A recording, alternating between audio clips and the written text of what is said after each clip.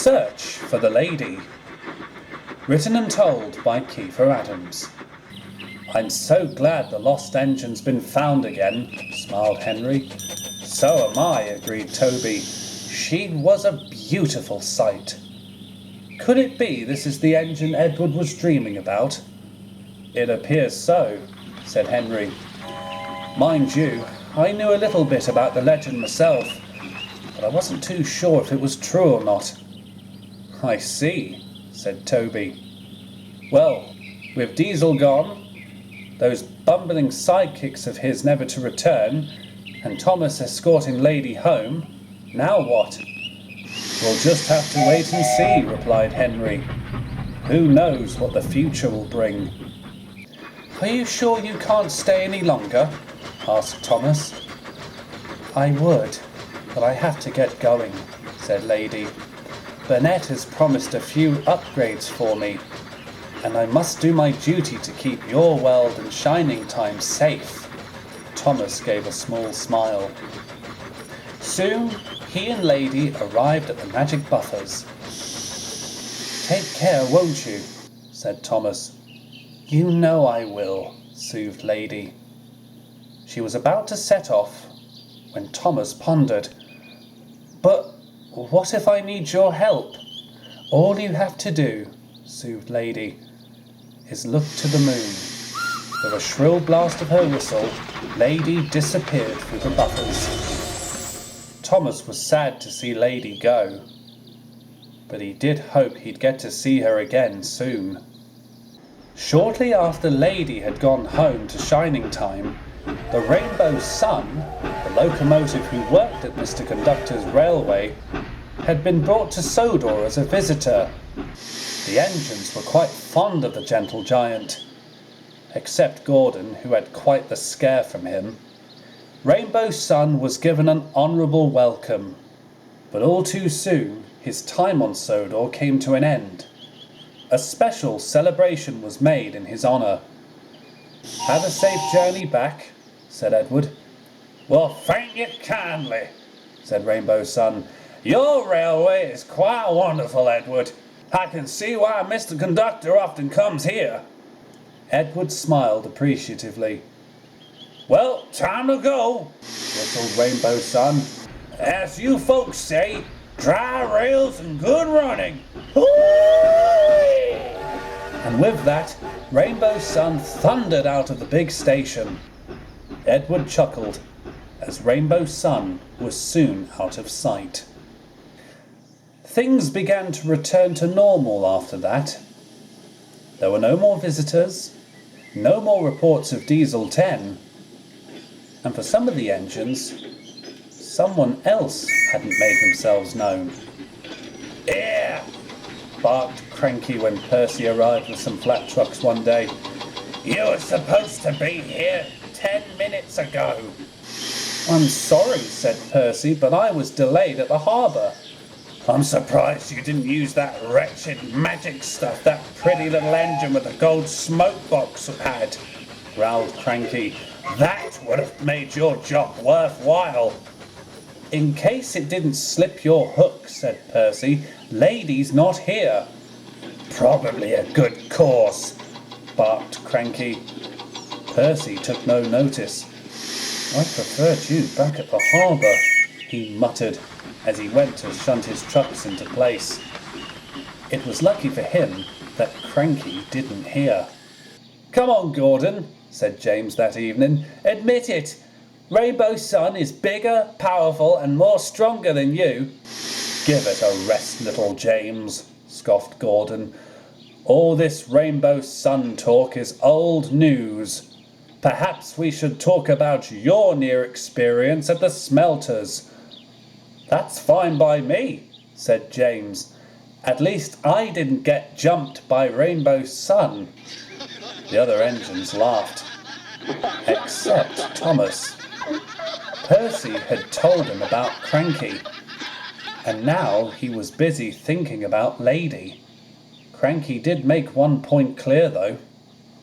Lady had not been seen for ages, and it made Thomas worry. That night, Thomas and Percy were on the mail run. Percy rolled into the station with letters from the other side of the island.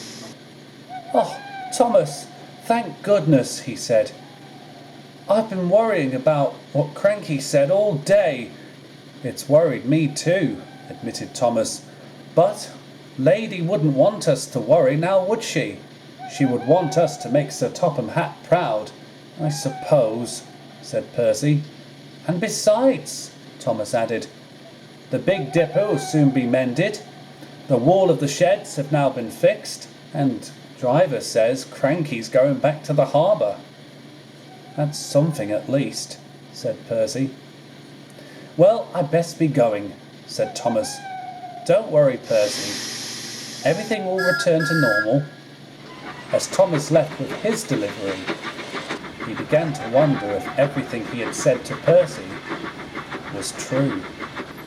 Thomas puffed across the island. His mail trucks rattled behind him and his lamp shone brightly. Thomas hoped that he wouldn't come across any talking tumbleweed, as he once had before, and thankfully he didn't. But he was still worried about Lady. You would think that she would have come back by now, he pondered. As Thomas made his deliveries, he hoped he would see Lady at every station he stopped at. But every time he arrived, she was never there. Thomas's heart sank more and more with each delivery he made. His last delivery was the harbour. Even then, he didn't see Lady at all. Thomas waited for the last of his mail to be unloaded. He was just about to leave when Edward pulled up. "Oh, hello, Thomas," he said. "I thought I'd be the only engine working tonight." "Oh, hi, Edward," said Thomas. "What are you doing here?" "I've just helped reallocate Cranky," Edward chuckled. "He wasn't happy about it. Then again, he never is." Thomas sighed. "Is something troubling you?" asked Edward. "Edward," said Thomas, "should Lady be back by now?" Edward gave a warm, supportive smile. "Thomas," he said, "don't forget, Lady's not like any other engine. She has a railroad to look after and worlds to keep safe.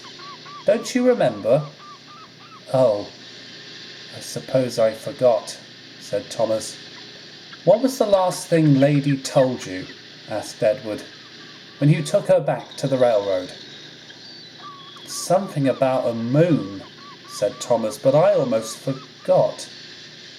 "I'm sure the answer will come to you," said Edward. "Right, I'd best finish off with Cranky. I know what he'll say when I get back to him." Thomas gave a small chuckle, and his face fell once more. His mail trucks were uncoupled, now finished for the night, and Thomas headed back to the shed, light engine. As Thomas made his way home, he looked up at all the stars in the sky. They were beautiful, twinkling one by one. As Thomas passed through the valley, a loud whistle echoed around him. He stopped suddenly. The whistle sounded familiar. "Lady?" called Thomas. "Look to the moon," a soft voice echoed. The voice was so soft it felt like a gentle wind brushing against Thomas's funnel. He slowly looked up and gasped with surprise. Right before him, Thomas could see the moon. It was full and bright. He wasn't sure, but just for a few moments, he thought he could see Lady, looking at him, smiling sweetly. "I found her," Thomas whispered softly. Lady seemed to look at Thomas for a few moments before she faded away, revealing the moon to him once more. Remembering what Edward had said, Thomas smiled softly. "Take care, Lady," he whispered. "And thank you. Till we meet again." And Thomas coasted down a small hill and made his way home.